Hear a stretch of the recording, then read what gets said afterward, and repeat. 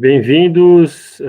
Hoje é a nossa 17ª reunião da Frente Parlamentar de Legislação Urbana, e nós temos a honra aqui de receber o urbanista Cláudio Bernardes, ele é da cidade de São Paulo.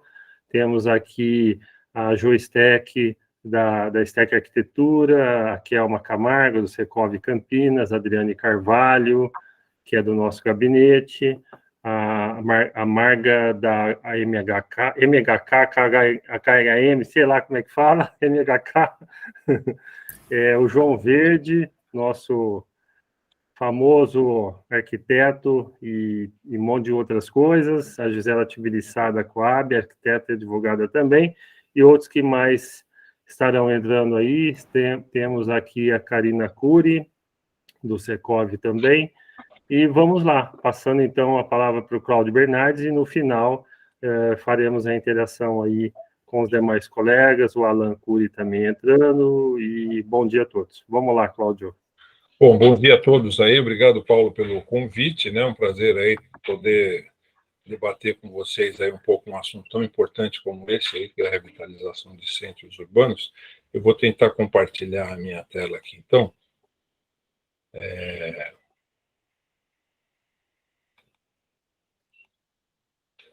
Um minutinho só. Eu acabei, aquela hora que eu testei, eu acabei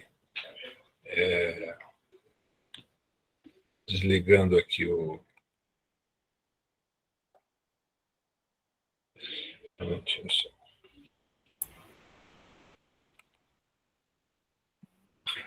Então tá aqui, ó. Então, é isso, né? Vamos falar um pouco aí sobre a questão da revitalização de centros urbanos, e eu tinha conversado com o Paulo, a ideia era apresentar aqui um projeto que o Jaime Lerner fez aqui para o centro de São Paulo, quando eu era presidente do Conselho de Gestão na Secretaria de Urbanismo aqui em São Paulo, então eu tive a oportunidade de trabalhar com ele nesse projeto, e em alguns outros também.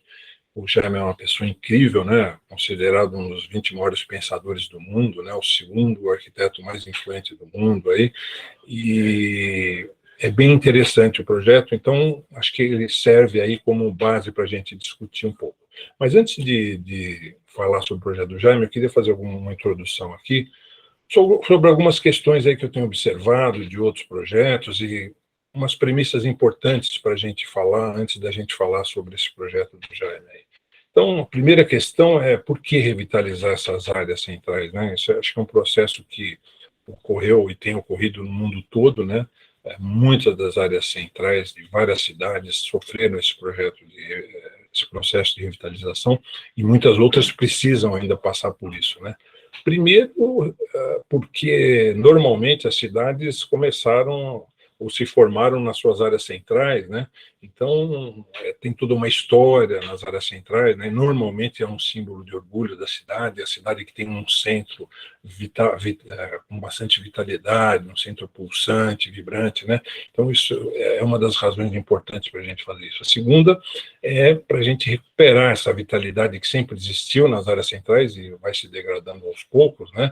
A vida local também acaba se degradando, isso é importante, mas talvez uma das questões, não a mais importante, mas uma questão muito importante também para revitalizar as centrais, é esse poder de reverberação do processo no entorno imediato, que vai se ampliando, né? Uma coisa você joga uma pedra no lago, aquelas ondas vão reverberando. Então, eu acho que esse é um processo interessante.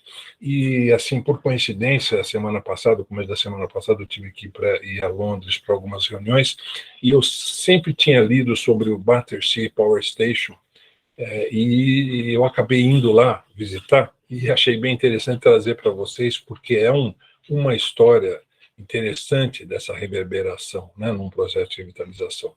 Então, essa é uma estação de produção de energia elétrica, né, que começou a construção em 1929 e operou até mais ou menos em 1923, né?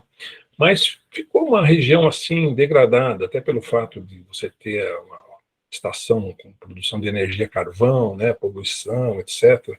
O entorno ficou bastante degradado e ficou uma região que depois de 83, então que a estação parou de operar, ficou muito degradado aquele entorno. Então, E acabou ficando um prédio tombado, né? E nas margens do rio Tâmisa. Então, aqui, voltando aqui para nossas questões internas aqui, quer dizer, um prédio tombado, né, e nas margens do rio, com APP, são coisas que complicariam muito um processo qualquer de revitalização.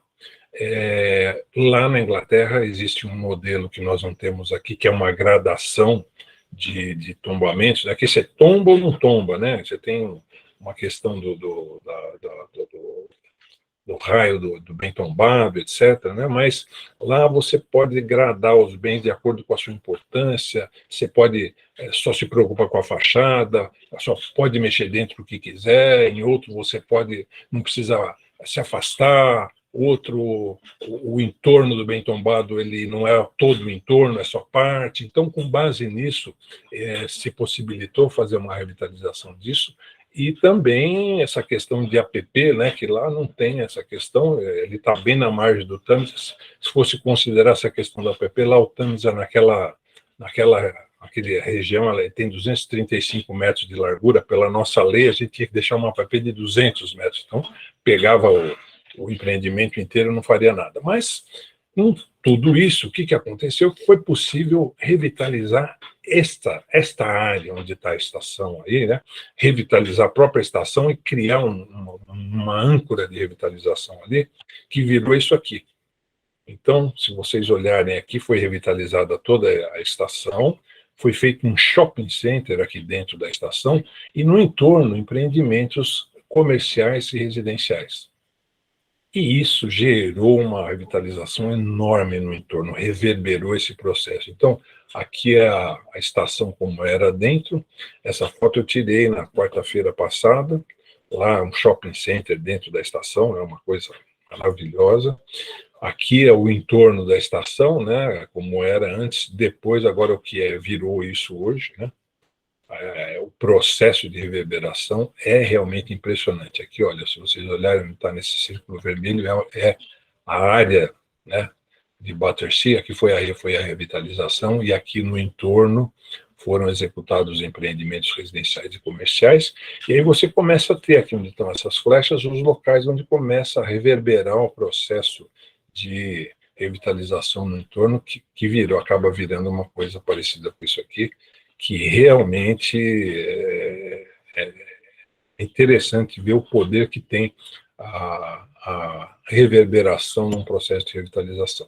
Aqui está, de novo, aí a vista aí da estação, com os prédios no entorno. E aqui essas fotos eu tirei na quarta-feira, são os edifícios residenciais lá que estão no entorno, próximo da onde está o novo shopping center, onde é da estação, né? Aqui no fundo são edifícios comerciais, né? E aqui, ó, começa a reverberação no entorno, ou já em andamento, né? Muitos prédios que vão saindo no entorno, função dessa âncora, vamos dizer assim, de revitalização que foi no local. Então, só para mostrar esse exemplo aí do poder da reverberação, e está dentro da importância de você fazer uma reverberação num centro da cidade. Algumas ações preliminares, na minha opinião, importantes, pelo menos que eu tenho visto em outros países, em outras cidades, ações preliminares importantes que se adaptam aqui às nossas cidades. Primeira dela, estratégias para diminuir o morador de rua de forma significativa. Tem que ter algum processo para você fazer isso. Senão, dificilmente você vai conseguir revitalizar de forma adequada um centro da cidade. Algumas cidades esse problema é um pouco maior, algumas cidades um pouco menor, mas tem que mitigar isso de alguma maneira. Segunda questão é a questão do uso e operação de áreas públicas, né? Sejam praças, parques, as próprias ruas. Tem que ter um modelo, um processo para fazer isso de forma satisfatória. Isso aqui são ações preliminares, né? Quer dizer, antes da revitalização acontecer. Outra coisa, estratégia para suporte e estímulo aos comerciantes pequenos, prestadores de serviços, porque na revitalização virão ancorados os grandes, né, comerciantes e prestadores, mas é importantíssimo que os pequenos estejam operando de forma adequada quando essa ação vier. E, por último, a segurança, né? Tem que ter tolerância zero contra crimes com violência à pessoa. Isso tolerância zero é uma coisa extrema, né? Dificilmente a gente consegue isso. Mas a gente tem que ter algum modelo que as pessoas possam estar naquele lugar sem medo de estar na rua, né? A gente tem que... Isso é uma coisa fundamental, porque se isso não acontece, realmente não vira um centro de uma cidade onde você não pode andar na rua, que você é roubado, você pode ser machucado, assaltado. Realmente são aí 4 estratégias que eu acho, do ponto de vista preliminar, importantes. E agora alguns princípios que eu acho importantes a gente ter em mente num processo de revitalização, porque muitas iniciativas acontecem, São Paulo mesmo, muitas coisas vão acontecendo, né, de forma isolada, mas me parece que alguns princípios são importantes. Primeiro deles é que toda a sociedade tem que estar conscientizada na importância desse processo. E aí inclui-se membros do legislativo, membros do executivo, empresários, a opinião pública em geral, a sociedade civil, todo mundo saber o que se pretende fazer, por que se pretende fazer, por que isso é importante, quais são os efeitos positivos disso e quais são os efeitos negativos se isso não acontecer. Então, essa conscientização me parece muito importante. Segundo, é necessário ter uma estratégia global. Todas as cidades do mundo que se pretendeu revitalizar centro urbano com ações isoladas, desconectadas num plano global, falharam. Não funciona. Você tem que ter um plano global, uma estratégia global, e as ações têm que ser incrementais e conectadas com essa estratégia global. Você não vai conseguir revitalizar um centro urbano assim, amanhã nós vamos revitalizar o centro. Obviamente que não. Mas essas ações incrementais têm que estar conectadas com um projeto global. Se elas estiverem desconectadas de um projeto global ou não existir esse projeto global, a chance de sucesso é muito grande. Outra coisa, normalmente os municípios têm falta de recursos, né? Então, parcerias público-privadas são essenciais nesse processo. Elas vão ser construídas, obviamente, dentro dessa estratégia global, cada município vai ter as suas especificidades, mas elas são um princípio importante nesse processo. Outra coisa, região multiuso e multifuncional. Quer dizer, tem que partir do princípio de que esta região terá uma economia diversificada e terá um grupo de moradores diversificados, né? Com padrão de qualidade nos espaços públicos. Então, eu coloquei esses 3 juntos porque eles estão relacionados. Quer dizer, você tem que ter diversidade populacional. Quando eu falo de diversidade populacional, é de renda. Não dá para você estruturar um programa de revitalização em cima de determinada camada de renda. Você tem que ter o espectro de renda máximo possível lá, senão não funciona. E se você usar o centro para resolver problema habitacional de baixa renda, você condena o centro a ser um gueto. Não vai funcionar. Você tem que tentar ter essa diversidade populacional, ter uma economia muito diversificada e tem que ter padrão de qualidade nos espaços públicos. Você tem que, dentro dessa estratégia global, tem que se estabelecer um padrão de qualidade dos espaços públicos, porque isso vai fazer com que a cidade aconteça no centro da cidade, porque os espaços públicos são o cartão de visita da área central, né? Como de qualquer outra área, mas nesse caso, muito importante. Tem que ter esses conceitos. Então, me parecem princípios importantes. Depois a gente pode, se vocês quiserem, conversar um pouco mais detalhadamente sobre isso. Algumas ações que deram certo em algumas revitalizações de centro. Primeiro, você conectar a área central com bairros adjacentes com transporte público gratuito. Isso é uma coisa que deu certo, porque você acaba fazendo com que as pessoas possam sair dali ou ir para ali de uma forma mais fácil. Eu vou dar um exemplo aqui, por exemplo, em Melbourne, você tem lá aqueles trams, né, que andam ali no centro da cidade, e você, quando você entra, se você for percorrer determinado percurso até um raio X do centro, você não paga nada. Então, você paga, se você vai numa estação a partir de determinado raio, aí você tem que pagar. Caso contrário, você entra e sai sem pagar nada. Então, isso agita muito, dá muita vitalidade para aquela região. Outra coisa, um programa específico de mobilidade dentro dessa área. E aí, se a gente pensar na questão do pedestre, questão qualquer movimento cicloativo aí, e esse circular central aí, que pode ser, no caso de Melbourne, que é o mesmo que sai da área central, ou em alguns casos, algum que fica na área central, até de forma gratuita. No projeto do Jaime tem alguma coisa semelhante, eu vou mostrar. Outra coisa, criar algum distrito, no caso, por exemplo, de entretenimento, algum outro tipo de distrito que você possa marketear, isso ser uma âncora para as pessoas visitarem aquela região, né?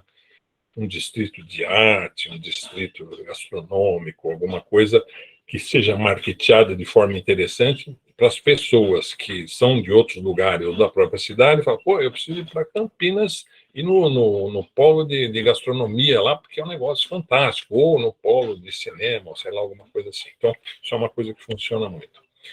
Em algumas cidades, se abrir um campus da universidade, também funciona, traz um pouco a questão da juventude, dentro daquela, né, aquela amplitude, né, da diversidade lá de renda e de tipo de pessoas, né, mercados públicos permanentes, normalmente também são coisas que são atrativas, e mais importante, você tem que criar espaço e incentivo para o desenvolvimento imobiliário, porque o desenvolvimento imobiliário é que vai ancorar o processo de desenvolvimento no centro, efetivamente.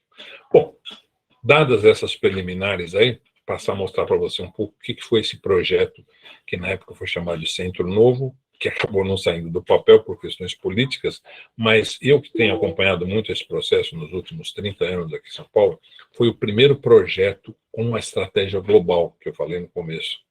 E, infelizmente, por questões políticas, ele foi abandonado, mas é um projeto interessante. Obviamente, é um projeto inicial, não é um projeto super detalhado, mas ele traz conceitos interessantes que podem servir de exemplo aí para quem quer ou pretende estudar um pouco essa questão de revitalização de centro. Então, vamos contar um pouco a história desse projeto, como é que ele surgiu e como é que ele foi estruturado, né?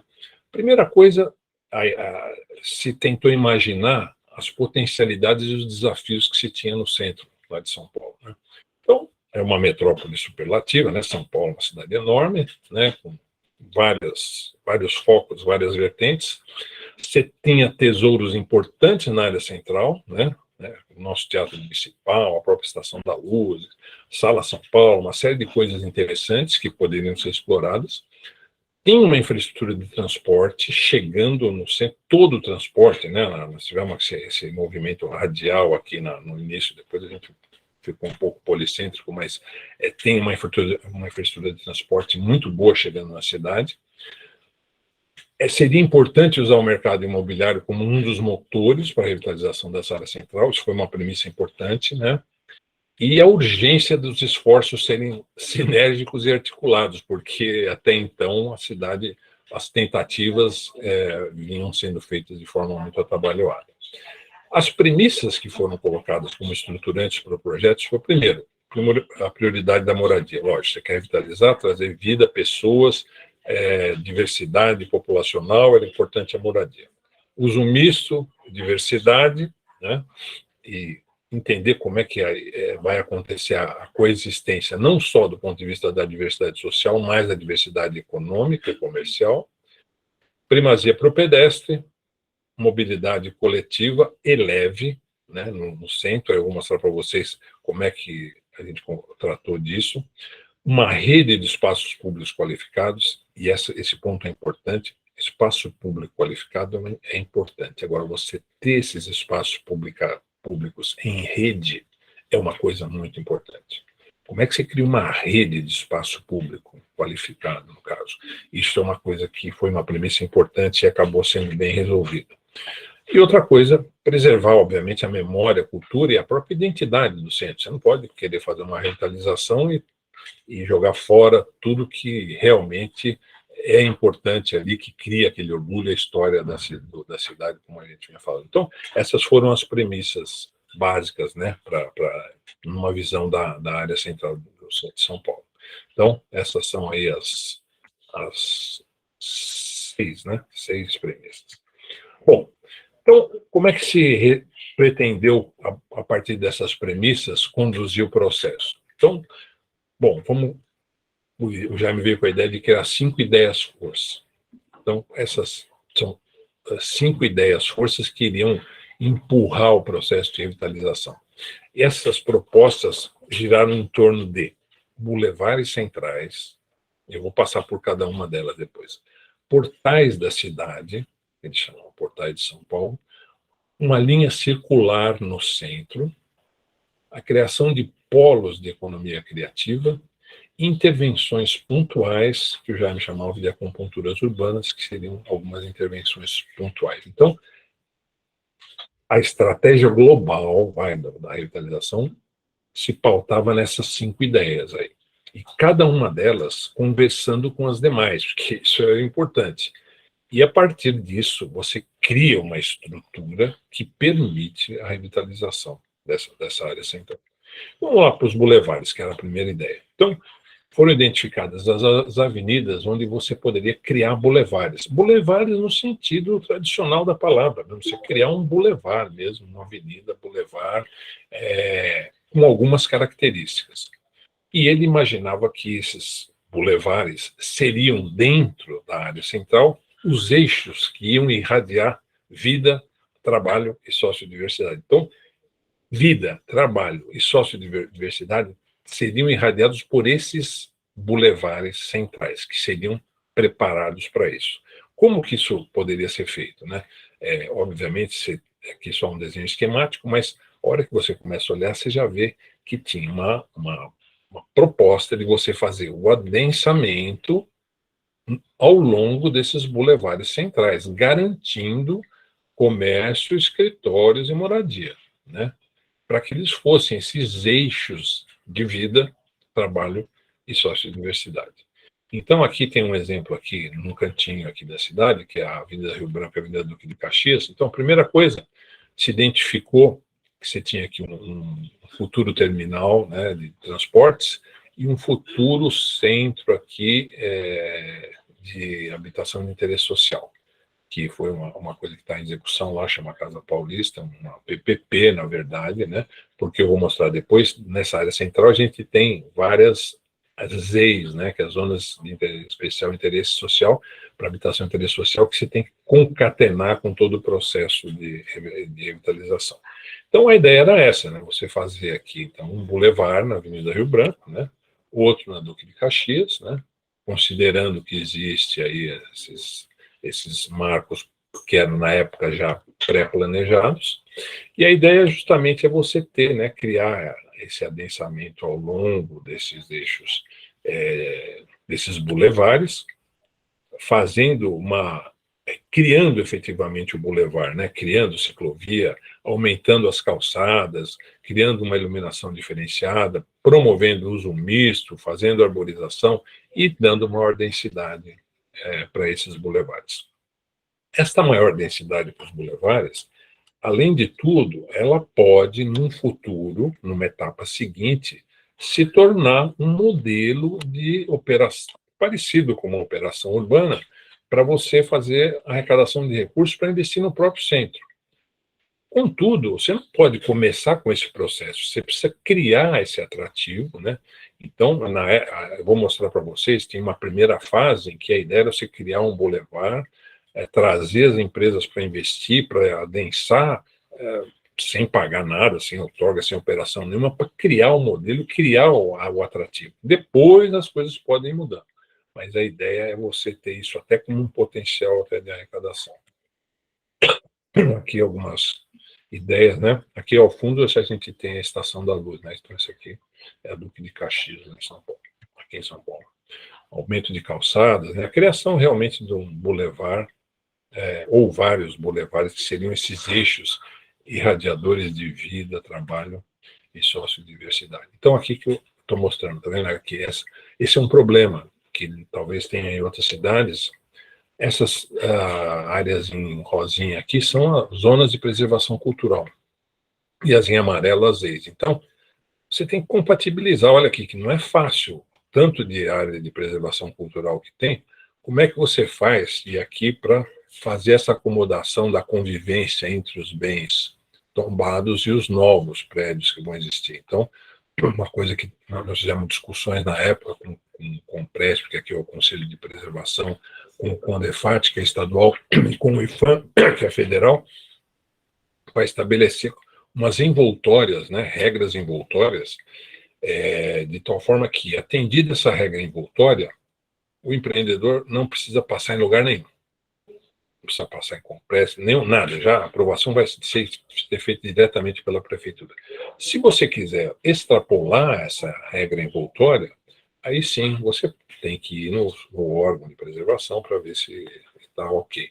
Mas se não tiver isso, pelo menos aqui em São Paulo, se todo empreendimento vai para esses órgãos de patrimônio histórico, fica lá 20 anos, não, é uma coisa que não vai sair revitalização de centro nenhum. Então, esse é um problema a ser abordado com bastante tranquilidade, com transparência, com foco na preservação histórica, mas sem extrapolar. Quer dizer, a convivência do novo com o antigo, eu tenho visto em muitas cidades do mundo, até uma vez eu fiz uma apresentação mostrando como é que essa convivência acontece nos outros lugares do mundo e aqui isso não acontece. A gente vê lá naquele Battersea Station, né, os prédios do lado, lá, e a coisa funcionando muito bem, né? A visão do bem tombado ficou caracterizada como aquela vista do rio, e pronto, e ok, está tudo certo. Né? Então, esse é um problema também a ser estruturado. E aqui também, os bulevares centrais seriam usados como esta rede de conexão dos espaços públicos. Então, a hora que você transforma os bulevares em parques lineares, e eles acabam se conectando com os outros parques da cidade, você cria realmente essa rede de espaços públicos que cria uma conexão muito grande entre todas essas áreas públicas e praças e parques, e vamos dizer assim, isso aliado à segurança, cria uma condição de caminhabilidade pela cidade fantástica, o que obviamente ajuda muito no processo de revitalização. Bom, segundo a ideia, foram os tais portais de São Paulo, os portais da cidade. Esses portais teriam como origem locais que são hubs de transporte. E o que seria isso? Você pegar nesses locais, criar uma zona, uma área pequena, né, onde você tem um plano urbanístico para aquela pequena área, num complexo multiuso, que tem moradias, etc., comércio e serviços, e esses portais, localizados em áreas específicas, eles fazem também, tem o condão de fazer um processo de reverberação interna dentro da área central da cidade. Para estruturar esses portais, os eixos considerados estruturantes seriam a questão tecnológica, né, criar polos tecnológicos, centros hoteleiros e convenções, universidade, cultura, lazer, e cada um deles tem uma torre icônica. Uma torre icônica quer dizer uma bruta torre que seja um ícone para a cidade, e seriam aí 4 ícones aí distribuídos na cidade. Então, vou passar aqui um pouco a ideia só, né? No terminal Princesa Isabel, a ideia era ter um portal. Na Praça da Bandeira, ali no centro, também um centro de transportes, ali também ter um portal com os edifícios icônicos, ou o edifício, no Parque Dom Pedro também, e na Estação da Luz também. Na Estação da Luz, eu vou mostrar um pouco mais como é a ideia desse portal, detalhando um pouco, no caso da Estação da Luz lá, como é que seria, por exemplo, o portal, só para vocês terem uma ideia. Então, por exemplo, foi escolhida uma quadra ali, em frente à Estação da Luz, uma quadra que tinha quase 20 mil metros de áreas transformáveis, ou seja, que são os edifícios que não vão se mexer, mas você tinha quase 20 mil metros de áreas transformáveis, e através de um processo de concessão urbanística, você pode transformar essa área num portal da cidade, nesse caso, o Portal da Luz. Qual era a ideia? Você fazer um plano urbanístico para essa área, que contemplasse equipamentos culturais, áreas com fachada ativa para a questão de entretenimento, varejo, gastronomia, etc. Né? Aí tem algumas fotos de referência. Fazer constar a existência de áreas corporativas, hotel, moradia, a questão de você ter uma universidade ou um liceu, alguma coisa desse tipo, e empresas de tecnologia. Então, esse seria, um projeto para este portal, que através de uma concessão urbanística você pode implantar, né?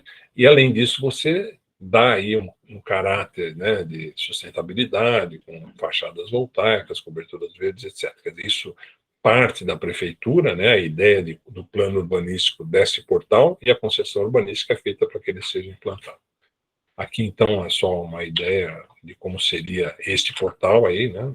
No caso, esta torre icônica aqui, a Torre da Luz. O Jaime tinha a ideia de chamar isso aqui de Torre da Luz e você deixar aqui nos últimos pavimentos, que seriam talvez uns 5, 6, e desse lado e desse, só vidro, né? De tal forma que você iluminasse isso aqui, e à noite você visse de muito longe a tal Torre da Luz, né? Que seria a torre icônica do Portal da Luz. Então, aqui uma visão noturna, né, desse portal aí, né? Essa é a ideia dos portais, né? Você criar, então, um local que seja um hub de transporte, que ele se transforme localmente num modelo de reverberação do processo aí dentro da área de revitalização. E aqui mais uma ideia. Bom, terceira ideia, a força circular, chamada circular centro. Seria alguma maneira de você, dentro daquelas premissas que eu falei, né, uma é essa, né, se poder conectar tudo que tem de identidade interessante nessa área central, né? Hubs de transporte, áreas importantes, e a ideia foi fazer aqui, seria uma rótula, essa linha vermelha, que ia no sentido horário, e uma contrarrótula, essa azul no anti-horário, que percorreriam áreas importantes do centro da cidade. A ideia inicial era um VLT, super amigável, passeando, andando na rua. Com os estudos avançando, o VLT tinha um preço que se tornou viável. Acabamos mudando para um ônibus elétrico. Eu vou mostrar para vocês como que foi a ideia. Então, seria no sentido horário, 6 quilômetros, são tudo detalhado, as paradas, onde que é cada parada, a contrarrótula também com 7 quilômetros. Se estudou frequência, como é que isso funcionaria, como é que isso poderia ser feito para ser um transporte gratuito, né? As empresas de concessão de transporte iriam fazer isso dentro do contrato de concessão, tinha toda uma ideia importante lá. Então, conexão com todos os hubs de transporte, né, dentro desse processo, e a ideia era ser um veículo desse. Eu até tive em Campinas, na fábrica chinesa, que é BYD, né, e como é que eles poderiam adaptar um veículo que embarque direto pela calçada, né, uma coisa tecnologicamente interessante, uma vanguarda, assim, um desenho de vanguarda, que justamente pudesse fazer esse circuito de rótula e contrarrótula e com capacidade, com ônibus elétrico, né? A bateria seria recarregada de tantas em tantas vezes que ele circulava. Bom, tinha todo um processo lá. Então, ele seria embarque pela calçada, praticamente não tem lugar para sentar, porque o cara entra e sai, é gratuito, ele consegue se locomover facilmente por toda a cidade, né? Então, esse circular, ele faria o circuito de todos os serviços de cultura e turismo, quer dizer, imagina para o turista, né, que vem, entra num negócio desse, visita tudo, sai, entra na cidade, gasta, obviamente, é atrativo, né? Todos os eventos ao ar livre, circuito todo de comércio, e aí vem, então, a ideia quarta ideia, a força, que são os polos de economia criativa, né? Quer dizer, na hora que você começa a olhar a cidade, começa a olhar, assim, esse sistema de circular centro, onde que ele tem que conectar, você começa a ver que você pode ter na cidade alguns locais onde você tem a concentração de algum tipo de atividade, né? E aí talvez você possa criar um polo nesses locais. E a ideia foi, quando você identifica, se é que eles existem, né, promover incubadoras daquela atividade específica naquela região, fazer processo de coworking. Tinha a ideia de criar residências para artistas em edifícios históricos, porque você fala música, arte, teatro, trazer os artistas para morar em edifícios históricos que fossem restaurados, promover eventos, né, específicos para cada atividade, tentar ter uma economia noturna importante, porque em alguns desses polos, gastronomia, teatro, música, a vida noturna é uma coisa importante. Criar um aplicativo, né, que possa fazer com que o usuário tenha uma interação entre todos esses polos, né, que ele possa estar sabendo o que acontece, sair de um e para o outro, tentar trazer empresas líderes nesses segmentos, né, de moda, de música, de cinema, etc., e buscar patrocínio dessas empresas para implantar esses polos, porque as empresas têm interesse nisso. Então, aqui tem, eu vou passar rapidamente os polos, né, que no caso lá de polo digital e multimídia, que é uma coisa importante, o polo da música, lá em São Paulo, né, tem a Sala São Paulo, a Escola Tom Jobim de Música, o SESC, polo de artes, polo de cinema e vídeo. Na verdade, são regiões onde você já tem alguma concentração e a ideia é que você induzisse que aquilo virasse realmente um polo daquela atividade. Teatro, gastronomia, né, e moda. A gente tem aqui, foram identificados esses três, lógico, isso é uma ideia, mas assim, seriam locais onde você já tem uma semente importante e você pode induzir a estruturação melhor desses polos. E por último, a última ideia, a força, são aquelas intervenções focadas na cidade, que eu já me chamava de acupuntura, que seriam feitos em algumas ruas, né? E você podia usar isso para começar a revitalização de algumas ruas. Então, para isso, ele propôs algumas intervenções específicas. O que ele chamou de pocket parks, eu vou mostrar para vocês, uma coisa feita às vezes por contêineres ou algum tipo de atividade específica, né? Fazer na Avenida São João um eixo importante aos domingos, como tem hoje na Paulista, fazer o que ele chamou de festa de luzes, que é uma coisa que traz as pessoas, né, para ver só, uma festa de luz toda noite, ou todo domingo à noite. Então, a gente vai de muitos lugares para ver isso. Eventos ao ar livre, etc. Então, aqui, essa é uma das intervenções que ele gostava muito, e ele propôs aqui, é você ter esse negócio da portabilidade urbana, né? Que você tem uma rua que está subutilizada, degradada, você pode fazer uma intervenção parcial, né? Como se chamava às vezes de guerrilha urbana, e até que essa rua ganhe fôlego, ganhe musculatura para viver sozinha, aí você tira aquilo e vai para outro lugar. Então, criar esses módulos, né, de comércio, de serviços e tal, que possam estruturar essas ruas que estão aí perdidas, para que elas possam ganhar musculatura e se revitalizarem. Então, essa é uma das ideias, né? Isso já funcionou lá em Curitiba, em alguns lugares.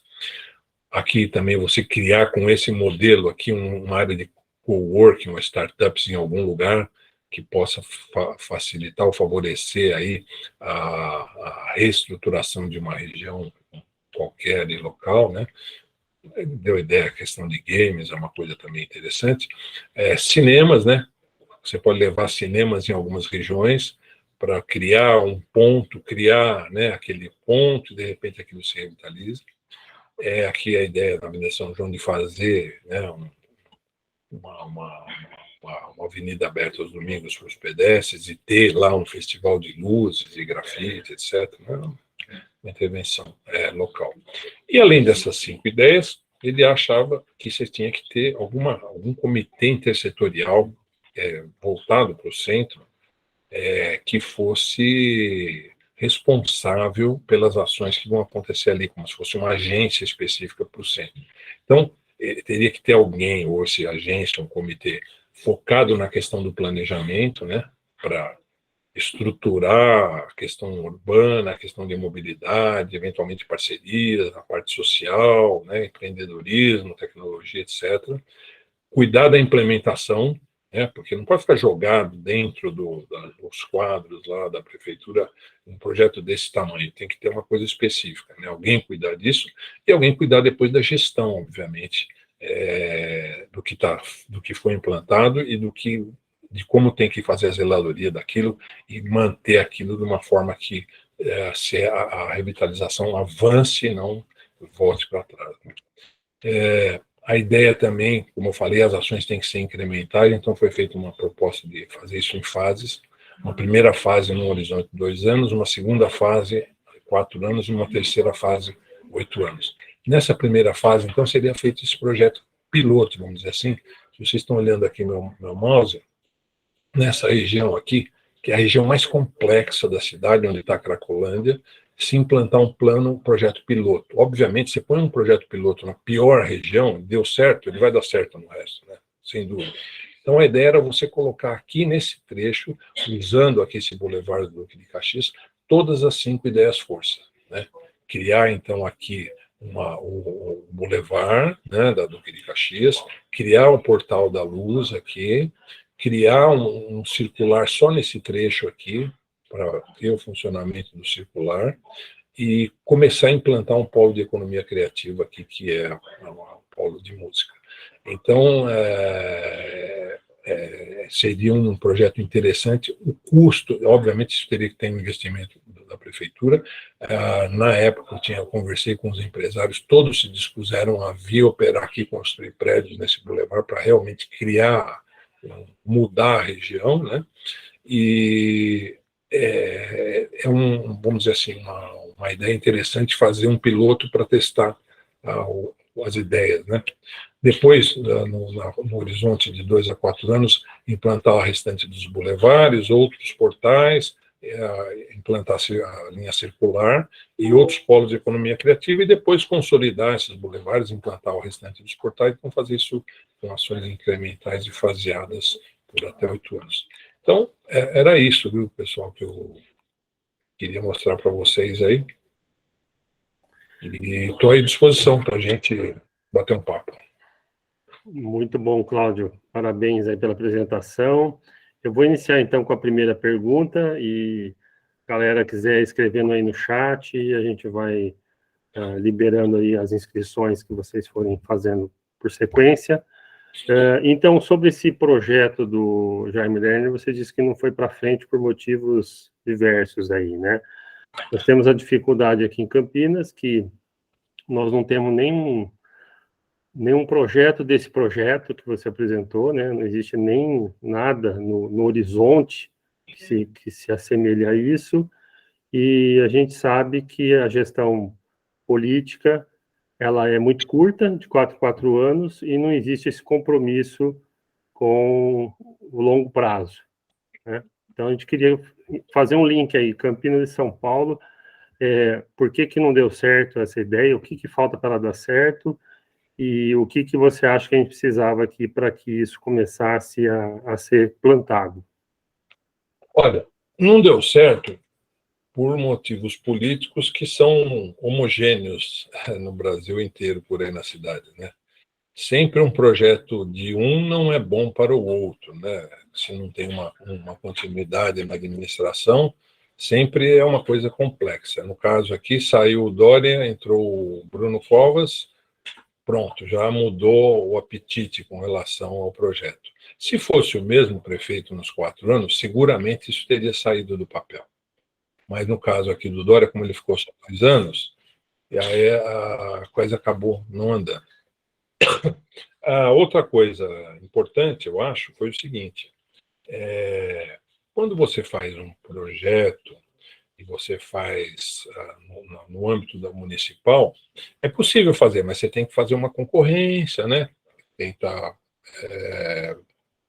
sei lá, de alguma forma ver o melhor projeto, e aí você acaba tendo um projeto para implantar ou não. Neste caso, facilitou um pouco, foi mais rápido, é que o Dória pediu para a iniciativa privada doar o projeto.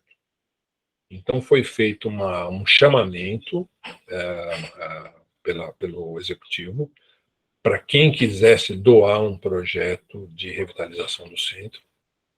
E nós, a iniciativa privada, falou: olha, nós podemos doar, então não teve mais ninguém que quis doar, só teve a gente, e aí nós doamos o projeto. E o que significa doar o projeto? Significa que a prefeitura pode pegar aquele projeto e fazer com ele o que ela quiser. Na época, qual era a ideia? A ideia era a prefeitura pegar aquele projeto do Jaime, que estão as ideias principais ali, e desenvolver um projeto, ou contratar alguém, ou o próprio Jaime, ou fazer uma licitação, mas usar aquilo como ideias, porque ali está, vamos dizer, está aquela estratégia global que eu falei. Então, é necessário que isso aconteça, senão seguramente a revitalização não acontece. Precisa ter uma estratégia global, né? Mesmo que você faça isso de forma incremental, vai detalhando aos poucos, mas se você começar a fazer ações isoladas, sem ter em mente uma estratégia global, você vai perder dinheiro e tempo, seguramente. Já vi isso acontecer várias vezes. Obrigado, Cláudio. O Josué quer falar, Josué, o que você escreveu aqui? Muito grato aí, viu, Paulo, o Gaspar, pela oportunidade. Parabéns, viu, professor? Professor Cláudio? Eu dou aula há uns 30 anos, então acho que posso ser considerado professor. Tá bom, então. E a gente lançou uma startup, estamos na fase inicial aí de MVP. Faz uns 4 anos que a gente está desenhando e a gente foi inspirado no edital do BID, que era para gerar engajamento, né? Porque essa questão do engajamento local é muito importante. E toda essa questão da cultura urbana, né? Todo esse conceito, a gente bebeu muito dessa fonte aí. Né? Exatamente isso. A gente tem Big Data, a gente consegue identificar as vocações socioeconômicas da região e, em cima das vocações, propor soluções, né? Mas gerando diretamente o engajamento da comunidade. Então, é uma forma, como startup, agora o marco legal de startups, é uma forma de a gente articular direto com a comunidade e criar uma coisa de baixo para cima, né? Cross-hot, né? É a raiz da grama, né? É a inovação que vem de baixo, de garagem. Então, isso daí é uma coisa que eu vejo como um antídoto para a descontinuidade, né, de projetos públicos, que sempre tem esse problema que o Gaspar falou, né, de a questões políticas. Já vi muitos projetos, inclusive com recursos já disponíveis, e morrer do dia para a noite em função política, né? Então, hoje a gente vai fazer uma palestra, apresentação dessa startup, colocando todas as ferramentas à disposição, porque já estão prontas, né? Mas parabéns, é isso. Eu acredito muito nesse modelo aí. Ô, Josué, eu acho que é isso mesmo. O modelo tem que ser encontrado para obter esse antídoto que você falou, que é importante, mas é importante que ele funcione também para todas as etapas da estratégia global, não só para uma ou outra, ele tem que funcionar para todas. Dessa forma, você vai conseguir implantar, porque se você tiver um antídoto para um pedaço, não vai funcionar. Né? Você tem que prever que esse antídoto, e como eu falei antes, faz parte desse antídoto, esse processo todo que você está propondo, que eu acho fantástico, modelos que façam que você conscientize a todos, a sociedade como um todo, de tal forma que quando passa o governo, muda a administração, a sociedade não mudou. A sociedade saber o que ela quer, saber por onde ela precisa trilhar os caminhos para chegar onde é importante chegar. Aqui em Campinas tem um projeto do Jardim Lerner, né? Na época ele fez um projeto aqui para revitalização da estação ferroviária, né?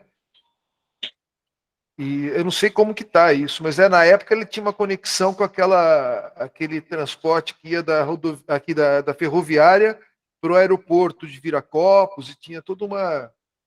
Eu não sei se é possível resgatar esse projeto, ou se existem outros projetos. Então, mas uma coisa importante é isso, quer dizer, o que eu tenho assistido e visto, você chega numa cidade, você tem vários projetos isolados, um projeto para revitalizar a estação, outro para fazer isso, outro para... Você tem que colocar tudo dentro de um pacote só, com uma estratégia que tenha lógica do ponto de vista de revitalização de toda a área, que sejam conexos, que tenham sinergia, que possam se alavancar mutuamente para que o projeto como um todo floresça. Né? Então, eu acho que isso que é importante, quer dizer, se puder resgatar esses projetos, eles são fontes de informação importantíssimas para você criar uma estratégia global. Então, eu acho que esse é o ponto principal. Assim, onde eu vejo falhar muito os processos de revitalização é a falta dessa estratégia global, e às vezes até no afã de, não, nós precisamos fazer alguma coisa, você vê aquele centro degradando, não, vamos fazer isso. Então, você faz alguma coisa que não adianta muito, porque ela vai morrer ali, porque ela não tem a musculatura necessária para... Perfeito, Cláudio, Josué, obrigado pela participação. O João Verde pode falar um pouquinho sobre isso aí depois, né? Mas antes aqui, ó, a Gisela Tibiriçá fez uma colocação. Por favor, Gisela. Olá, Bom dia a todos, bom dia, professor Bernardes. Bom dia. Parabéns pela apresentação, muito inspiradora, né? Esperamos que a gente consiga implementar algo, né, parecido aqui. Mas como o meu foco é mais no social, né? Eu trabalho na Coab já há um tempo, sou advogada, arquiteta, urbanista. E a minha pergunta é no sentido assim, considerando esse ponto que eu acho essencial da diversidade populacional, como a gente consegue viabilizar a moradia de baixa renda no centro? Considerando todo esse arcabouço de intervenções que vai valorizar a área e a gente tem aquele efeito, né, prejudicial da gentrificação, né? Seria, por exemplo, com locação social? Não sei o que o senhor acha. Você levantou um aspecto que é extremamente importante. Por que ele é importante? Primeiro, porque o princípio da diversidade social é fundamental. E segundo, porque você implantar esse princípio é muito difícil, né? Então, como é que você resolve essa equação? Olha, eu preciso disso, mas não sei como fazer, não tem como fazer, né? Então, assim, eu acho que existem alguns mecanismos que podem auxiliar nesse processo. Primeira coisa a lembrar é o seguinte, que habitação não significa obrigatoriamente propriedade. Então, em grandes cidades do mundo, as pessoas, assim, a locação resolve 30%, 35% da questão da moradia. Aqui no Brasil ainda é muito baixo isso, a gente tem 18%, mais ou menos, um número em torno disso. Então, os jovens, por exemplo, em Berlim, sabem muito bem que eles não vão conseguir comprar nada, eles só vão ter dinheiro para comprar quando eles tiverem uns 40 anos, então eles vão ter que morar de aluguel. Agora, como resolver essa questão da locação? Você quer resolver com locação, mas precisa ter um valor que seja razoável. Então, pegando as duas questões, propriedade e locação, primeiro, como você produz imóveis para as pessoas que têm mais baixa renda comprar? Então, vamos pegar essa primeiro. Produção de imóveis. Quanto custa uma habitação? Como é que é composto o custo de uma habitação? Basicamente, simplificadamente, é o terreno mais o custo da construção, tá certo? O custo da construção, dentro do mesmo padrão, ele será o mesmo no centro de Campinas, no Cambuí, em qualquer bairro. A construção custa a mesma coisa em qualquer bairro. O que muda é o valor do terreno. Então, se você fizer uma casa num terreno, vamos supor que o terreno numa periferia custa 100. E um terreno na área mais valorizada custa 1.000. Falar, então eu vou fazer uma casa no terreno que custa 100, porque vai custar mais barato. O custo da construção é o mesmo. Eu vou colocar a casa no terreno que custa 100, ela vai custar só 100 mais o custo da construção. Se eu for fazer essa casa num terreno que custa 1.000, vai custar 1.000 mais o custo da construção. Agora, se nesse terreno que custa 1.000 eu fizer 10 casas, quanto vai ser o peso do terreno para cada casa? 100. O mesmo lá da periferia. Com a diferença que a pessoa está morando num lugar com mais infraestrutura. Né? Então, esta é uma questão interessante também. Uma vez nós fizemos uma proposta aqui para o Haddad, na época, que acabou também não avançando, mas era uma proposta interessante no seguinte sentido. Você tinha na época, ou ainda hoje, né, e vai funcionar, o Minha Casa Minha Vida, que dava conta de financiar o valor equivalente ao valor da construção. O terreno, a proposta era a seguinte, olha, onde você quer que eu faça um terreno, um empreendimento social? Nesse terreno aqui. Nesse terreno aqui, beleza. Eu vou comprar o terreno e vou fazer um empreendimento de habitação de interesse social. Você me devolve o dinheiro que eu gastei no terreno, com uma certidão de potencial construtivo para eu fazer em outro lugar, para pessoas de renda mais alta. O que aconteceu aí? A prefeitura não teve que pôr a mão no bolso, mas ela gastou o poder que ela tem de fornecer potencial construtivo para dar para as pessoas com baixa renda. Por exemplo, essa é uma ideia. Outra ideia, na locação social, que também nós estudamos aqui um processo que chama LAR. Eu não gosto muito de locação social, a gente chama de locação acessível residencial. Chamava LAR, até tem um acrônimo interessante. E qual que era a ideia? A prefeitura dá incentivos urbanísticos para quem quiser fazer habitação de interesse social para locar. Incentivos urbanísticos, quando eu falo, é incentivo urbanístico pesado. Você dá um coeficiente 10 para o cara, para ele poder fazer isso para quê? Para o custo da unidade ficar menor. E ele oferece a locação social por um valor pré-estabelecido por um determinado número de anos. Depois ele pode vender. Então, por exemplo, se você vai receber um benefício urbanístico pesado, você tem que ficar 20 anos. Se é menos, 10, 15, uma gradação. Mas estou falando só em termos de ideia. Nós fizemos as contas na época, com o custo que você tem para reformar o prédio para poder vender depois, com todos os custos financeiros, e a rentabilidade ela era passível de fazer uma securitização dessa locação por empresas financeiras internacionais, porque passa a ser atrativo uma taxa de juros que seria compatível. Então, por exemplo, essas são duas ideias. Desculpa eu ter me alongado um pouco. Perfeito, perfeito. Obrigada, professor. Pode se alongar à vontade, viu, professor? A gente que agradece aqui a aula, né? E já parabenizando a Gisela aí, que nos ajudou a fazer as emendas aí do PL do Centro aqui, que está rolando na Câmara Municipal, onde todos esses instrumentos urbanísticos que não estavam presentes no projeto, de acordo com as emendas, estarão, né? Essa venda do potencial construtivo para construir outras cidades, a operação urbana consorciada, a locação acessível, residencial e outros, né? Então, a Coab aqui é importantíssimo nesse papel da locação aí. Então, João, você quer comentar aquela questão anterior?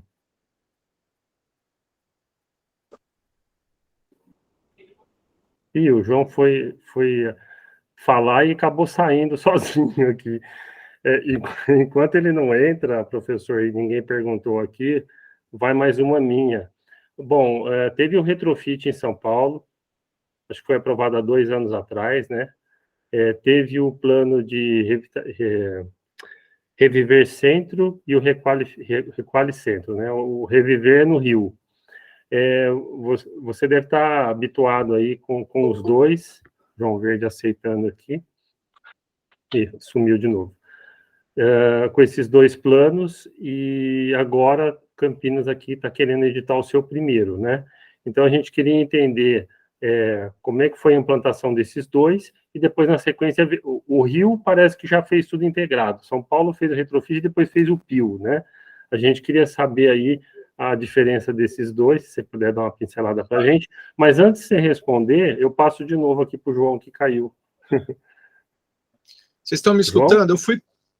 Eu estava vendo no celular, fui pegar ligar o som, eu acho que eu acabei desligando sem querer. Aí aproveitei e liguei no computador aqui. Bom dia, professor Cláudio Bernardes. Parabéns pela apresentação, formidável. Quero compartilhar aqui esse conhecimento que o senhor passou. São muitas questões que nós falamos há anos, e até alguns anos atrás, na discussão do plano diretor em Campinas, muitas dessas questões eu colocava e me olhavam com uma cara de desdém, como se eu estivesse falando algum absurdo, como se eu fosse algum maluco, né? E, infelizmente, essas coisas acontecem. Mas, como água mole em pedra dura sempre bate até que fura, essas coisas a gente vai colocando, e aos poucos as pessoas vão assimilando, vão vendo outras experiências de outras cidades, de outros países, e vão vendo que as coisas funcionam. Só que isso, infelizmente, é um processo muito lento, né? Demora muito para as pessoas assimilarem, principalmente aos técnicos responsáveis que estão hoje nos nossos órgãos públicos, né? Eu fiz um negativo na hora que o Josué falou do projeto do Jaime Lerner no centro, aqui de Campinas, lá na área da estação. Eu sempre coloco o seguinte, quando às vezes eu critico um projeto de arquitetura, um trabalho de um outro arquiteto, que eu não estou criticando o arquiteto em si. Eu sou um fã do Jaime Lerner, tenho diversos livros dele, inclusive o Acupuntura Urbana, já li, tenho aquele outro dele muito interessante, que parece que é um livro feito para jovens, né? O vizinho, seu parente por parte de rua, É muito interessante o livro dele. Então, eu sou um fã do Jaime Lerner. Só que é o seguinte, quando nós criticamos um projeto de um outro profissional, um outro arquiteto, às vezes não estamos criticando o arquiteto em si, nós estamos criticando o cliente do arquiteto, porque o arquiteto, ele desempenha um trabalho que lhe foi contratado, que o cliente lhe pediu. Se esse arquiteto tiver plena liberdade para trabalhar, ou uma grande liberdade para trabalhar, provavelmente ele não faria ou não apresentaria aquele projeto que foi apresentado ou que foi feito daquela maneira. E eu acredito que isso tenha acontecido com o projeto que o Jaime Lerner fez e desenvolveu para Campinas, para o Pátio Ferroviário, que eu acho um projeto completamente equivocado, e foi um projeto que o prefeito, na época, pediu, que era para ocupar o pátio ferroviário inteirinho, construir grandes torres, uma torre de 40 andares comercial, etc.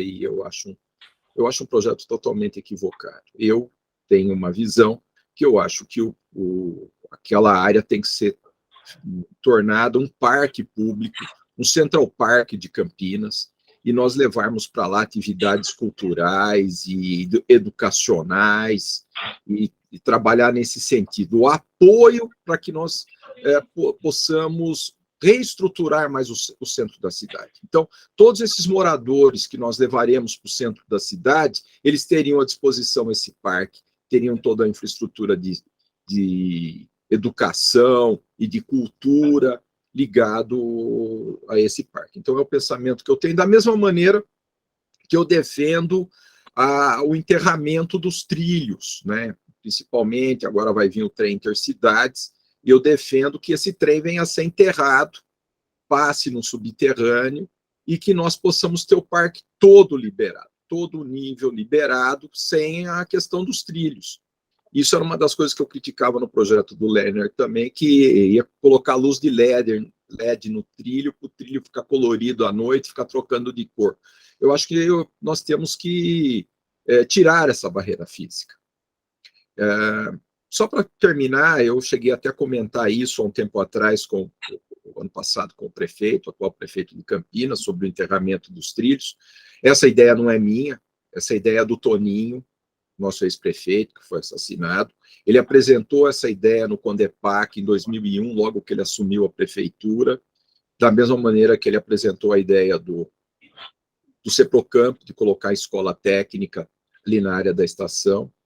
E eu comentei com o prefeito, e ele falou para mim que aqui isso é impossível. E eu falei para ele, olha, prefeito, o senhor me desculpe, mas impossível é aquilo que a gente não quer assumir, não quer aceitar e não quer resolver.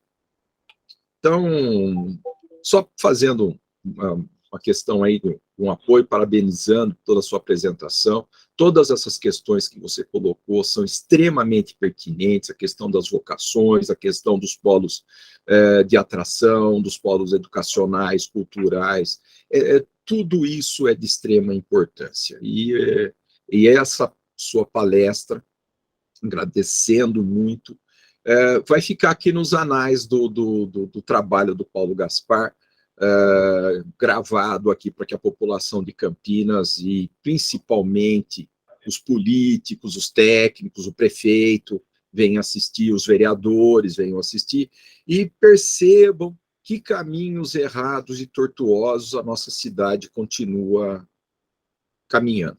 Muito obrigado, parabéns. Obrigado a você. Bom, então, fica aqui a minha pergunta, você lembra, né, professor? Na verdade, são foram dois projetos de lei transformados em duas leis. Um é o chamado Requalifica Centro, que era um projeto destinado a você facilitar o retrofit nas construções na área central. Que esse é um problema importante também dentro desse contexto de revitalização. Nós não temos códigos de construção para a utilização de edifícios existentes, né? Então, eu mesmo acabei fazendo um retrofit aqui no centro de São Paulo. Foi, assim, uma coisa muito difícil, porque a aprovação levou mais de 3 anos, porque você pega um prédio antigo para fazer um retrofit. a caixa de escada tinha um raio de 1 metro, e a legislação diz que tinha que ser no mínimo 1,20.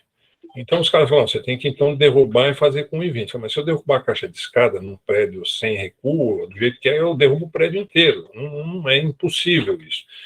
Só um exemplo, e outras coisas, que a acessibilidade e tal. Então, quer dizer, nós não temos um código para ocupação de edifícios existentes e nada que facilite. Então, o Requalifica Centro vai um pouco nesta direção, tentar facilitar o processo de retrofit nos edifícios, lógico, com toda a garantia da questão de segurança, mas ele atingiu todos os objetivos. Acho que é um passo, não resolve o problema, mas é importante porque é um passo nesta direção, o que, para você requalificar um centro de cidade, é uma coisa importante também.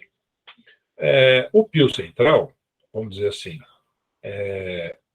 é uma proposta de um projeto para o centro, né, onde se estruturam ou se imaginam algumas intervenções. Não é um projeto como eu acho que deveria ser do ponto de vista dessa estratégia global.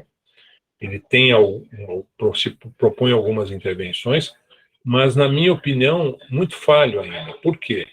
Porque ele parte do princípio que essas intervenções têm que ser pagas com outorga onerosa, e hoje, no centro da cidade de São Paulo, por exemplo, a gente tem um coeficiente gratuito de 6 sem outorga onerosa. E o centro não caminha. Agora eles estão propondo, então, você diminuir, em alguns casos, o coeficiente, cobrar outorga onerosa, restringir o padrão de projetos e uma série de condições de contorno que, obviamente, não vai funcionar. Porque se hoje não está funcionando desse jeito, como é que vai funcionar se você ainda for colocar mais óbice no processo? Então, do jeito que está hoje, eu acho muito difícil. Nós conversamos com o prefeito na época, na hora da aprovação, conseguiram criar lá no último minuto, vamos dizer assim, um retardo para a cobrança dessa outorga pode ir de 2 a 5 anos, mas isso não é uma coisa que deve funcionar. Por quê? Porque não é um projeto de estratégia global, são intervenções aí propostas, baseadas, eu acho que algumas delas importantes e interessantes, mas não estão dentro de um processo global. Então, minha opinião, infelizmente, vai andar pouco essa questão do Pio Setor Central, que, aliás, foi judicializado de novo aqui em São Paulo. A judicialização nas áreas urbanas ficou uma coisa muito constante, né?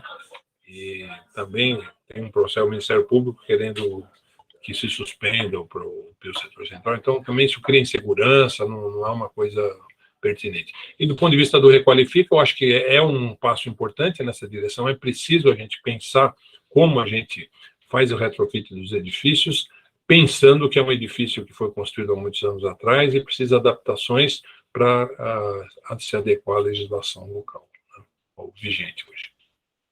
E do Reviver Centro do Rio, O do Rio, ele é um pouco melhor, eu acho que ele funcionou mais, né, porque ele é um pouco mais flexível. Então, eu acho que ele é uma outra condição também lá no Rio de Janeiro, é uma escala um pouco diferente, né, então eu acho que ele tem mais chance de funcionar, e funcionou, do que o de requalificação do centro aqui. Ok, passar para a Gisela, que ela fez uma colocação aqui. Oi, professor, eu de novo. A minha pergunta é no tocante à acupuntura urbana, né? Eu queria saber a opinião do professor.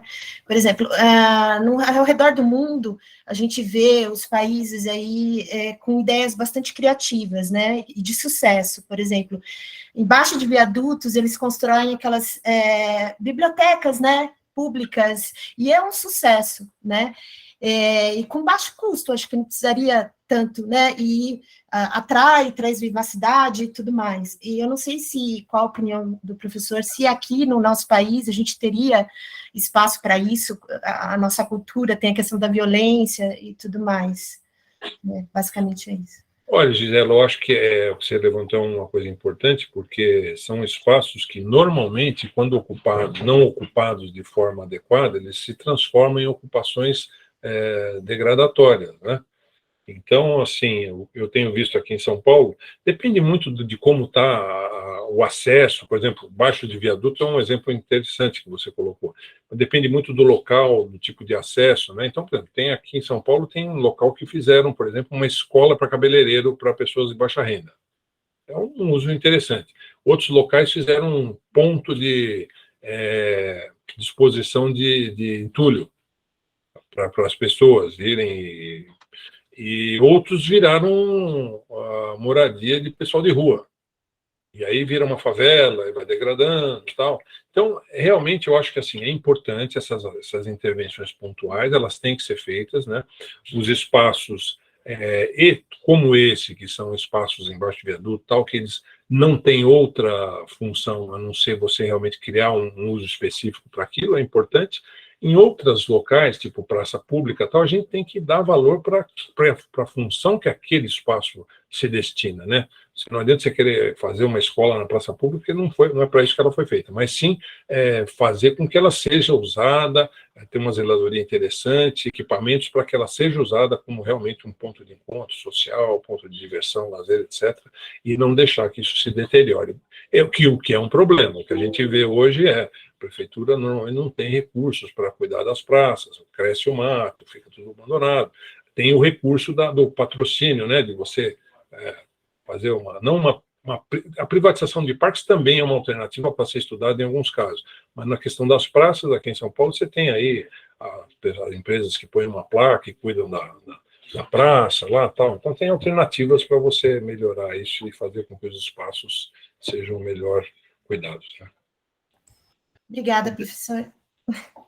A Bel está parabenizando pela apresentação e o Josué tem uma colocação aqui. É que eu não entendi direito, é biosetor central?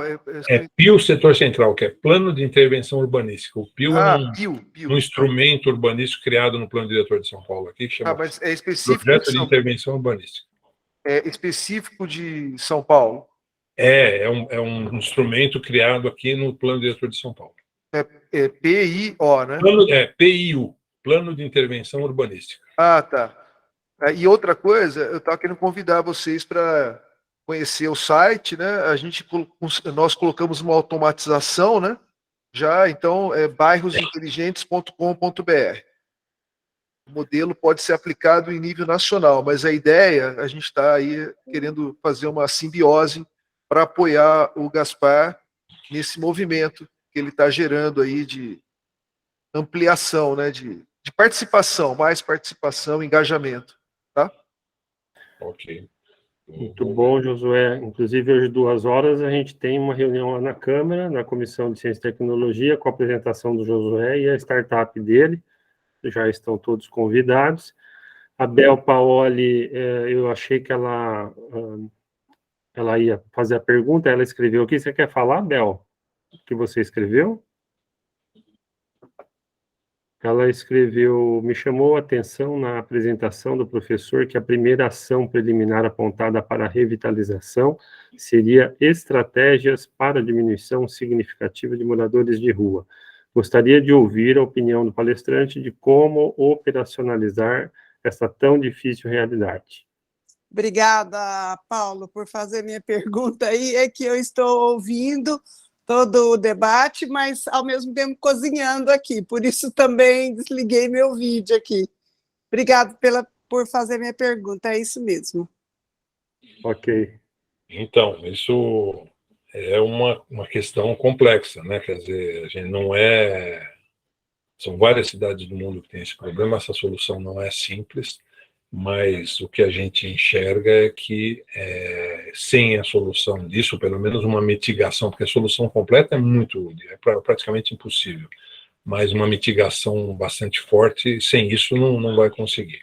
Agora, aí nós temos algumas questões a colocar, né? O problema de morador de rua tem um problema de saúde mental e tem um problema habitacional. São as questões mais frequentes lá. Saúde mental, envolve tudo, inclusive viciados, etc.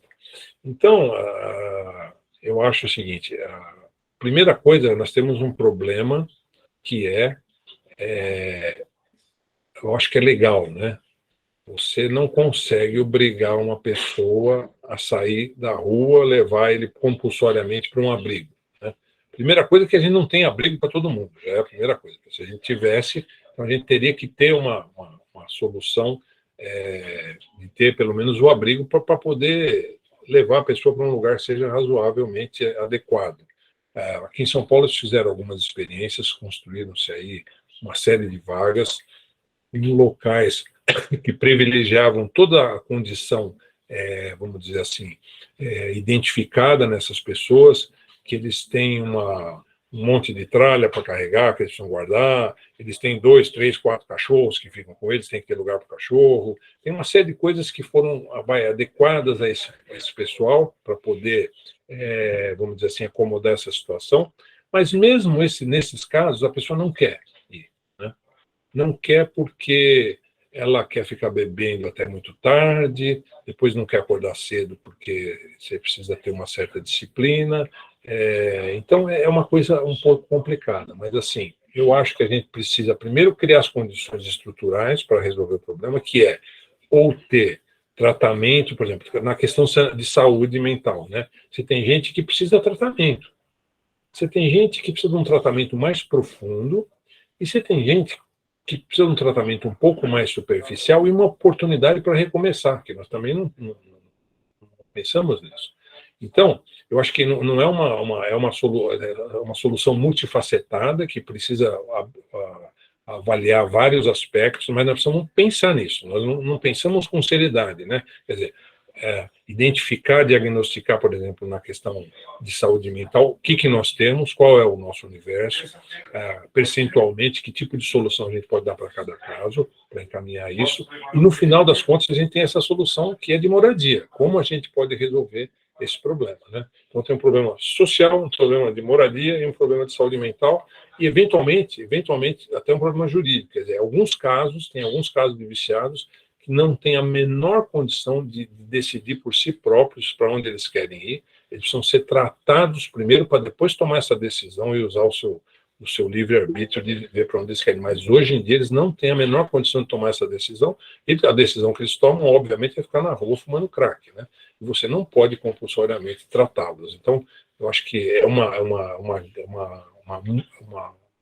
série de fatores que tem que ser considerados para essa solução tão complexa, que não é simples, e eu espero que a gente se dedique a isso para encontrar uma estrutura de solução adequada, porque isso está ficando cada vez pior e vai ficar cada vez pior, e a gente tem que tomar uma decisão como cidadãos das cidades brasileiras, de levar isso seriamente, porque estamos jogando para baixo do tapete e a coisa está piorando a cada dia.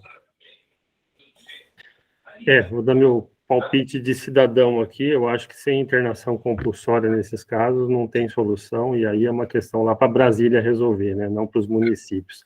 Mas vamos lá, voltando à questão inicial, professor, aquela pergunta do planejamento de longo prazo, a gente tem exemplos bem-sucedidos como Curitiba, Maringá e outros aí que criaram um instituto de planejamento, uma estrutura para pensar, assim como você colocou ali, a questão da gestão, que tem que ter permanente para o centro ou para a cidade toda que seja. São Paulo acho que não tem, né, nenhuma estrutura desse tipo, o Rio também não. Tiveram algumas soluções lá, o Rio teve um projeto grande em função da Olimpíada, né? Teve toda uma intervenção que foi feita, mas criou-se agora o Reviver Centro, mas não tem essa estrutura. Como é que é a sua visão? Você acha que São Paulo se beneficiaria criando uma estrutura dessas? Como é que é a sua visão em relação a isso? Eu, assim, vamos dividir um pouco essa estrutura voltada especificamente para um processo de revitalização da área central, e uma estrutura que possa coexistir dentro de um modelo de planejamento da cidade como um todo, que é uma outra questão, né? Focando nessa questão da revitalização da área central, eu acho que tem que existir, mas isso, vou voltar, isso é uma estratégia global. Não adianta você criar esse mecanismo sem uma estratégia global de revitalização. Ele faz parte desse processo. Então, essa estrutura tem que vir acoplada a um plano global de revitalização. Criar só a estrutura também não vai resolver nada se você não tiver esse plano global. Então, eu acho assim que a semente é um plano global, uma estratégia global, quer dizer, um plano que não precisa ser detalhado, mas ele precisa pensar o todo, e a partir dele você começa a detalhar, mas você está enxergando a floresta. Porque se a gente ficar olhando cada árvore, cada uma por si, nós não vamos conseguir estruturar um modelo que seja exitoso nesse processo. Mas em relação a São Paulo, que eu perguntei, você acha que seria interessante ter essa estrutura? Desde que a gente tenha esse projeto de estratégia global. É que nós estamos aqui, então, São Paulo há 30 anos está nessa história de faz revitaliza o Anhangabaú, aí faz não sei o que ali, aí tenta fazer na Nova Luz, aí tenta ações isoladas, desconectadas de tudo, deram errado, obviamente, estamos aí com um centro cheio de problema ainda. E essa estratégia global não veio ainda. Essa estratégia global, ela é o plano diretor. E aí, quem nasce primeiro, ovo ou a galinha, né? Não, mas não é o plano diretor, essa estratégia global para o centro da cidade, para a revitalização do centro, que não tem nada a ver com o plano diretor. Quer dizer, o plano diretor pode, obviamente, deve tratar dessa questão da área central, mas você tem que ter um plano específico para a revitalização da área central, a partir deste plano específico, com uma estratégia global que tenha começo, meio, enfim, todo mundo consiga enxergar onde começa, por onde passa, onde termina, o que vai ser. Aí você começa a detalhar isso e criar essa estrutura. Imediatamente após você ter essa estratégia global, você cria essa estrutura que deve, então, ali. Então, está aqui, ó, a estratégia global é essa, o faseamento é esse. Quem vai tocar esse negócio? Está aqui, ó. Nós temos uma estrutura dedicada para isso, e aqui está previsto, nós vamos fazer agora um plano de implantação e planejamento desse processo. Aí a coisa começa a andar. Sim, quando eu coloquei a estratégia global, o plano diretor seria para a estratégia global, né? E aí, onde que essa estratégia global você acha que deu certo? Assim, tem algum exemplo para a gente? Não, aqui não deu certo, né? Porque aqui vou só dividir. O plano diretor é uma coisa, a estratégia global de revitalização é uma estratégia específica. O plano diretor é uma estratégia muito mais global, vamos dizer assim. Eu chamei aqui a estratégia global no âmbito da revisão, da revitalização da área central. Agora, você pega áreas, por exemplo, outras cidades do mundo que se revitalizaram. Você pega Denver, por exemplo, é um lugar onde deu certo. Você pega Filadélfia, um lugar que deu certo. Cleveland é um lugar que deu certo. Você pega... Porque a gente tem que pegar essas cidades... você pegar na Europa, na verdade, poucas cidades do centro da Europa se degradaram. Eles não precisaram fazer revitalização porque poucos se degradaram muito, né? Então, é mais outras cidades parecidas com a nossa economia, né? Que tem esses exemplos que deram certo. Estados Unidos, na Ásia, alguma coisa, né? Na Austrália também, alguma coisa. E só para complementar, então, essas que criaram esses institutos como Curitiba e outros, você acha que foi bem sucedido? Como é que você vê isso?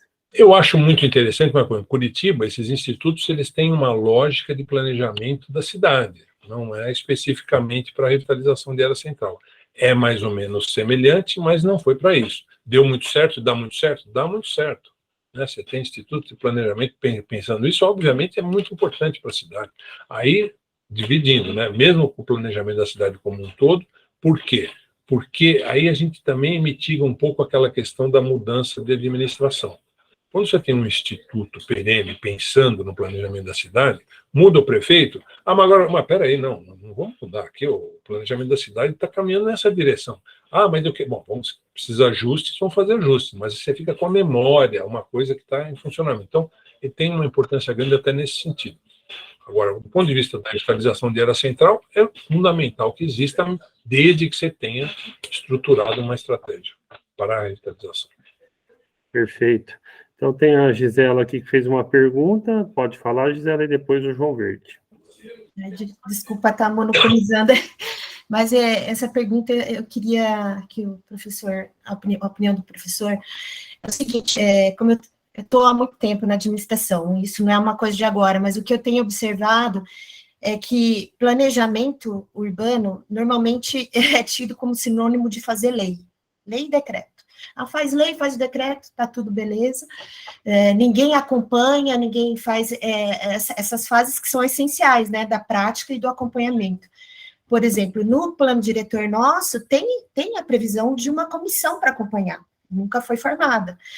Então, e entra governo e sai governo, daí vem um novo governo, quer dar a sua marca, revoga as leis, né, coloca, e nada sai do lugar, porque uma lei, pura e simplesmente, ela não faz nada se não tiver a fase da implementação e o acompanhamento, né? E outra, apurar os erros e os defeitos, né? Para daí sim você melhorar e fazer, alterar o que tiver que ser alterado. Como alterar isso, professor, essa cultura? Seria através do escritório, que seria algo à parte, que a parte política ficaria de lado um pouco? Olha, eu acho assim, a primeira coisa é que a administração pública precisa se conscientizar que isso é importante, né? Então, por exemplo, você aprovou um plano diretor e você não pensa como ele vai ser implementado, então as pessoas precisam se conscientizar disso. Em segundo lugar, você tocou num ponto muito importante. É importantíssimo criar uma estrutura de monitoramento do desenvolvimento da cidade. Aqui em São Paulo foi criado, está sendo muito útil agora no processo de revisão do plano diretor, porque você tem dados que te indicam o que aconteceu com vamos dizer, as tentativas de instrumentos urbanísticos, de propostas que foram implementadas, porque quando você faz um plano diretor, obviamente, todo mundo quer acertar, né? Então, você sempre faz alguma coisa pensando que aquilo vai dar certo.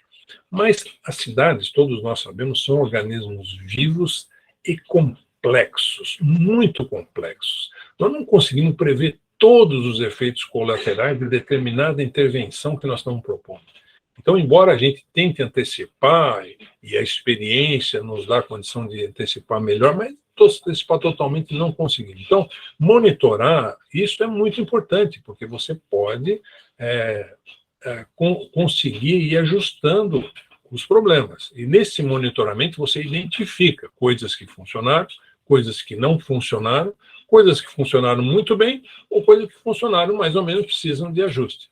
Então, eu acho que essa é a forma de você conseguir lidar com esta complexidade dinâmica da cidade. Perfeito, muito bom, João. Eu só queria complementar essa questão importante que a Gisela colocou, dessa visão equivocada de grande parte do pessoal que está na administração pública, que não reconhece que fazer planejamento ou trabalhar com urbanismo é fazer projeto, é pensar na cidade, sabe? Nós temos que ter uma meta, o que nós vamos fazer, estruturar tudo isso. A lei vem depois, a lei ela tem que vir para fazer com que essas coisas aconteçam. E não você criar uma lei no vazio, sabe? Simplesmente joga a lei sem ter um fundamento. O maior exemplo que nós temos isso são os nossos planos diretores, todos os lugares do Brasil. O plano diretor, que veio a partir da própria Constituição brasileira e das leis orgânicas, e depois acabou sendo reforçado pelo Estatuto da Cidade, que vem com uma intenção de se fazer com que a cidade se projete e se planeje. Então, ele virou um copy-paste um do outro, sabe, um texto só para constar na lei, porque precisa, a cidade acima de 20 mil habitantes precisa ter um plano diretor, e faz o plano diretor só para constar. E são planos completamente sem nexo, sem nenhuma... Eu já vi cidades novas, cidades que têm 30, 40 anos, no plano diretor falando do seu patrimônio histórico, dizendo que o patrimônio histórico tem que ser cuidado. Gente, uma cidade com 30 anos não tem patrimônio nenhum. Mal e mal tem o traçado das ruas. Copiaram aquele texto de um outro plano. Então, parabenizo novamente a Cláudia. É exatamente isso, a gente está lutando contra isso nas nossas cidades. Quem está no mercado de trabalho, quem está lutando, quem tem vê a cidade se degradando, vê a cidade cada dia ficando pior, né? Até falo de uma frase do Yangel, que ele fala que ele mora numa cidade, Copenhague, que cada dia que ele acorda, ele vê que a cidade está melhor do que no dia anterior. Gente, mas que sonho isso, que sonho a gente poder ter uma cidade assim um dia. Mas nós só vamos ter que se a gente tiver projeto, se a gente tiver engajamento, se nós tivermos que as coisas aconteçam com objetivo. Agora, ficar trabalhando sem objetivo não adianta nada.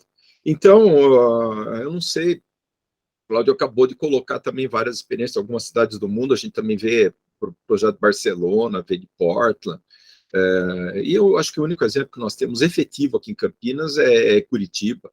Algumas cidades estão indo ao encontro disso, Joinville, mesmo a minha terra natal, Maringá. Até ia colocar a hora que eu falei do trem enterrado, Maringá enterrou o trem. Quer dizer, se Maringá conseguiu enterrar o trem lá, 1,5 km de trem em vala, né, e 8 quadras ou 9 no centro da cidade, com a laje em cima, o trem passando no subterrâneo, por que Campinas, que é uma cidade muito maior, também não pode fazer isso? Então, parabéns, professor. Obrigado, Gisela, por você ter lembrado aí também dessas questões. A outra questão também da habitação que você colocou, extremamente pertinente. E concordo com o professor também no que ele falou com relação à questão dos moradores de rua. É uma ação, tem que ser integrada por diversas secretarias, multidisciplinar, com diversos tipos de profissionais, todos trabalhando juntos aí, porque são muitas questões. Não é só uma questão urbanística, é uma questão de saúde pública também, e tem essa questão da moradia também. Obrigado. Só uma coisa, o João levantou uma questão que eu acho importante, aí várias questões importantes, mas eu quero só ressaltar uma que é necessário que todo mundo se conscientize, que é essa questão de que a lei urbanística, ela é uma codificação de um plano, né? É uma codificação jurídica de um planejamento. Então, essa confusão que o pessoal faz, cria a lei primeiro para a lei ver se funciona na cidade. Isso não tem o menor sentido, né? Se você não tiver o plano antes, não adianta você querer fazer a lei, porque vai dar errado. Aliás, tem dado errado. Aliás, infelizmente, né, a gente vê muitas cidades onde esses planos diretores só são feitos para cumprir tabela, né? Um copia e cola, você pega até, tem lei de município aí que aparece o nome da cidade do outro, que foi um copia e cola. Muito bom, professor. Bom, já deu aqui 1h30 de reunião, né? Acho que a gente poderia estar encerrando. Eu vou passar para o professor fazer a consideração final. E só para finalizar, a nossa questão aqui de Campinas, então, a gente está com um projeto de requalificação para o centro aqui, que, na verdade, eles chamam de reabilitação das edificações urbanas, não é bem uma requalificação, né? Segundo a administração, o primeiro passo de muitas ações que ainda irão acontecer, mas a gente tem a esperança de já colocar junto com esse projeto as nossas emendas que dão a condição de ter todos aqueles instrumentos necessários para a gente avançar, né? Apesar de que já começa errado, nós não temos um plano, a legislação está vindo antes desse plano, mas se a legislação for muito ruim, ela piora ainda mais a situação. Então, a gente vai tentar deixar a legislação menos ruim, e mesmo sem ter o plano, para a gente ter um ambiente mais atrativo, né? Então, eu quero agradecer a todos aqui que participaram e passo ao professor para fazer as considerações finais. Não, eu queria primeiro parabenizar todos vocês aí por estarem dedicando o seu tempo a tentar compreender um assunto tão importante para a cidade, né? E se dedicar aí a discutir essas questões. Eu gostaria, se eu pudesse escolher, que as pessoas debatessem urbanismo nos bares como elas discutem futebol, porque todo mundo, o urbanismo é uma coisa importante para a vida das pessoas. Infelizmente não é assim, mas vocês são exemplo de que nós estamos caminhando na direção certa. Então, eu queria parabenizar vocês pela iniciativa, agradecer pelo convite aí e poder ter contribuído um pouco aí para algumas questões aí de Campinas. Obrigado. Obrigado, professor. Obrigado, pessoal. Até a próxima, então. Até logo, até a próxima. Tchau.